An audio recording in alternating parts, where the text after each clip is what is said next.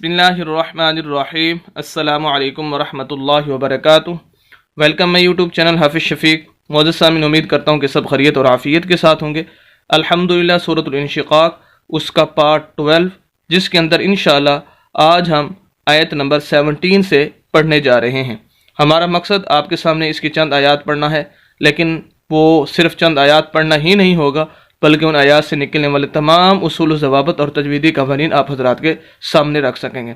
और इंशाअल्लाह अल्लाह के फजल व करम से एक छोटा सा दावा कर रहा हूँ बंदा नाचीज़ कि अगर आज यहाँ जितने भी हमारे बाकी वीडियोस गुजर चुकी हैं, किसी एक वीडियो को अगर आप सही तरीके से सुन लें पूरी, तो अल्लाह के फजल व करम से आप कुरान का 1/3 हिस्सा पढ़ने का तरीका सीख सकते हैं। अगर एक वीडियो को सही तरीके से मुकम्मल तौर पर आप सही तरीके से सुन लें और समझ लें, तो ये अल्लाह के फजल व करम से इंशाअल्लाह 1/3 हिस्सा आप कुरान का समझ सकते हैं पढ़ने के लिए।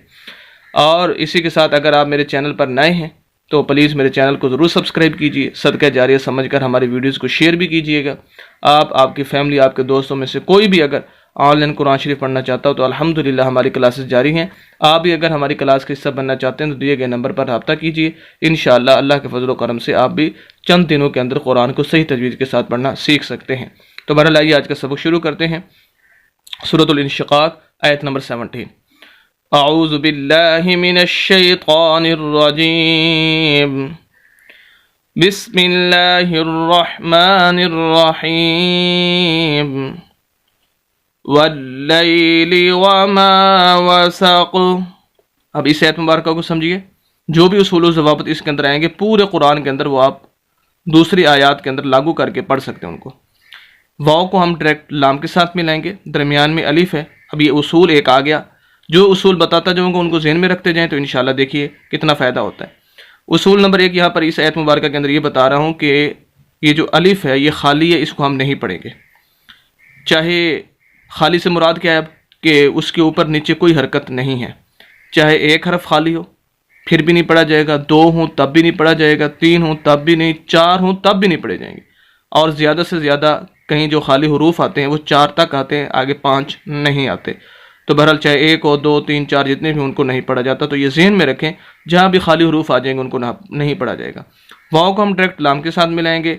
लाम के साथ मिलाने की वजह यह है कि लाम के ऊपर शद है, ये शद की अलामत है। जिस लफ्ज़ के ऊपर भी शद आ जाए उस लफ्ज़ को मुशद्दद बोलते हैं। तो गोया लाम के ऊपर है तो हम कहेंगे लाम मुशद्दद है। जो हर्फ मुशद्दद होता है उसको पढ़ने के 2 उसूल हैं पूरे कुरान के अंदर। जहाँ भी जिस हर्फ के ऊपर भी शद आ जाएगी, और ये तकरीबन हर आयत के अंदर 1 मरतबा, 2 मरतबा, 3 मरतबा, 4 मरतबा की एक आयत के अंदर ये शद का जो साइन है और ये अलामत है ये आती रहती है। तो बहरहाल आप सीख लीजिए यहाँ पर शद को पढ़ने के 2 उसूल। उसूल नंबर 1 कि शद वाले लफ्ज़ को हमेशा 2 मरतबा पढ़ा जाता है। 1 मरतबा पिछले हर्फ के साथ मिलाकर और दूसरी मरतबा उस शद वाले मुशद्दद हर्फ के ऊपर या नीचे कोई ना कोई हरकत ज़रूर मौजूद होती है उसके साथ। जैसे वाव को हम लाम के साथ मिलाएंगे, वाव ज़बर लाम वल, लाम 1 मरतबा पढ़ा गया, फिर लाम के ऊपर ज़बर है, लाम ज़बर ला वल्ला, तो ये देखें शद वाला हर्फ 2 मरतबा पढ़ा गया।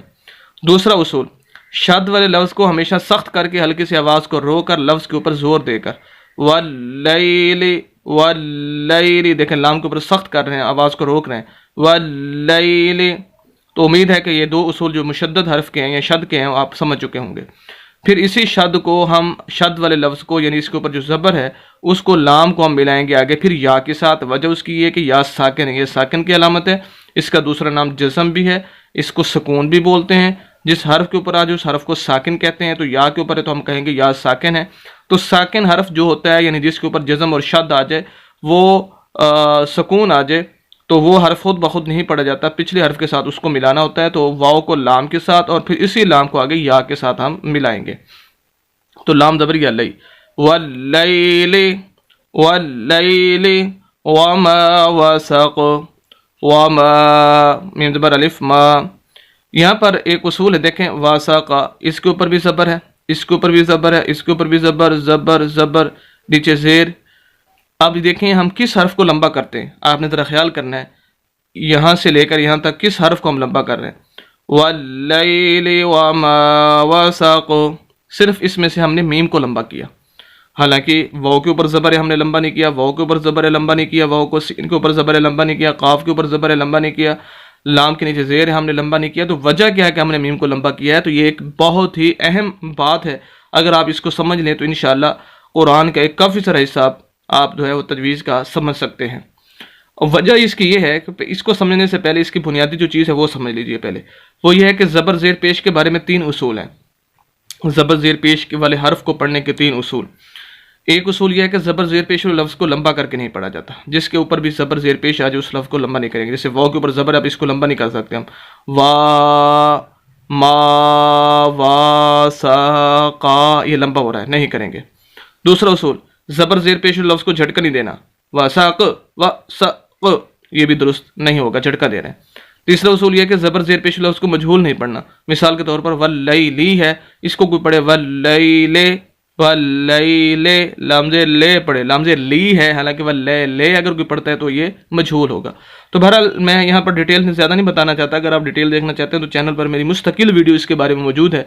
ज़बर ज़ेर पेश को हर्फ को पढ़ने के 3 उसूल मैंने बनाई हुई, आप वहाँ जाकर इसका विजिट करके आप इसको मुकम्मल तौर पर देख सकते हैं।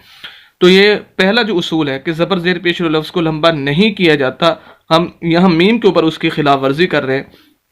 तो जवाब उसका यह है कि नहीं, खिलाफ वर्जी नहीं है, बल्कि वो उसूल अपनी जगह बिल्कुल दुरुस्त है कि ज़बर ज़ेर पेश लफ्ज़ को लंबा नहीं किया जाता।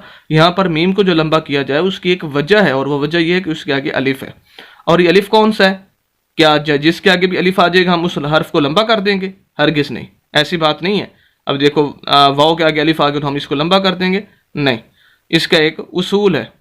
और वह उसूल क्या है कि हर वो अलिफ जिसके पहले ये समझ लीजिए कि अलिफ मद्दा है। अब हरूफ मद्दा 3 होते हैं, अलिफ मद्दा, वाव मद्दा और या मद्दा। अब यहाँ पर सिर्फ हम बात करेंगे अलिफ मद्दा की, कि हर वो अलिफ जिसके पिछले हर्फ के ऊपर ज़बर आ जाए अलिफ मद्दा कहलाता है, और ऐसे हर्फ को लंबा किया जाता है। ये है हकीकत जो बात है मीम को लंबा करने की। यहाँ पर किसी के आगे अलिफ नहीं है तो इस वजह से किसी को लंबा नहीं किया जाता। मीम के आगे अलिफ है और ये अलिफ मद्दा है कि हर वो अलिफ, खाली अलिफ जिसके पिछले हर्फ के ऊपर ज़बर आ जाए अलिफ मद्दा कहलाता है।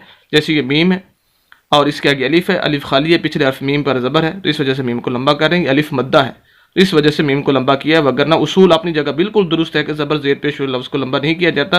बाकी वाव मद्दा और या मद्दा इनकी डिटेल चैनल पर मुस्तकिल वीडियो में मौजूद है, वहाँ जाकर आप देख सकते हैं। तो बहरहाल वल्लैलि वमा वसक़, अब यहाँ पर वसक़ा, क़ाफ ज़बर क़ा, आयत पूरी हो गई है, हमने वक्फ़ करना है।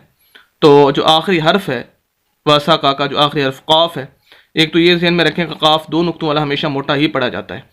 दूसरी बात कि वक्फ़ करेंगे आयत के पूरे होने की वजह से। वक्फ़ कहते हैं सांस को तोड़ना। अब हम यहाँ पर सांस तोड़ेंगे तो उसका तरीका जो उसूल है वो ये है कि जो आखिरी हर्फ है उसको आप साकिन कर दें। अगर उस आखिरी हर्फ के ऊपर ज़बर है, ज़ेर है, पेश है, 2 ज़बर 2 ज़ेर 2 पेश वगैरह, खड़ी ज़बर खड़ी ज़ेर उल्टा पेश वगैरह है, तो आखिरी हर्फ को साकिन कर दिया जाए। तो अब हम इसको साकिन करेंगे क़ाफ को। जैसे हम साकिन, कौन सी अलामत होती है? जो या के ऊपर है, सुकून जज़म, वो क़ाफ के ऊपर आ जाएगी। जैसे ही वो अलामत आएगी तो इसके ऊपर जो ज़बर है वो ख़त्म हो जाएगी, क्योंकि जब सुकून आ जाता है तो फिर ज़बर ज़ेर पेश उसके ऊपर नहीं आ सकती। तो जैसे इसके ऊपर सुकून आएगा तो वसक़ा से हमारा हर्फ हो जाएगा वसक़।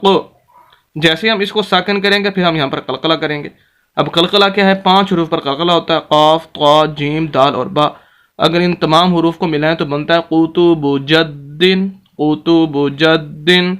जब ये 5 हरूफ साकिन हों, इनकी आवाज़ को हिलाकर पढ़ना कलकला कहलाता है। ये ज़हन में रख लें, जब भी ये 5 हरूफ क़ुतुबुजद्दिन वाले साकिन हों, इनकी आवाज़ को हिलाना। देखें वसक़, अब हम कलकला ना करें तो वसक़, वसक़, सीन ज़बर क़ाफ, सक, वसक, आवाज़ वहीं बंद, लेकिन कलकला करेंगे वसक़ तो पूरी है तब हमारी। वल्लैलि वमा वसक़। तो देखें एक आयत मुबारक के अंदर कितने हमने उसूल बताए हैं जो कि आप इन्हीं उसूलों को कुरान पढ़ते हुए लागू करके सही तरीके से कुरान पढ़ सकते हैं। तो बहरहाल उम्मीद करता हूं कि आज की वीडियो आपको अच्छी लगी होगी। मज़ीद इस्लामी वीडियोस के लिए और कुरान को सही तजवीज़ के साथ पढ़ने के लिए हमारे यूट्यूब चैनल हाफ़िज़ शफ़ी को ज़रूर सब्सक्राइब कीजिए। सदका जारिया समझकर हमारी वीडियोस को शेयर भी कीजिए। मिलते हैं नेक्स्ट वीडियो के अंदर कल इंशाअल्लाह। इजाज़त दें, अल्लाह हाफ़िज़।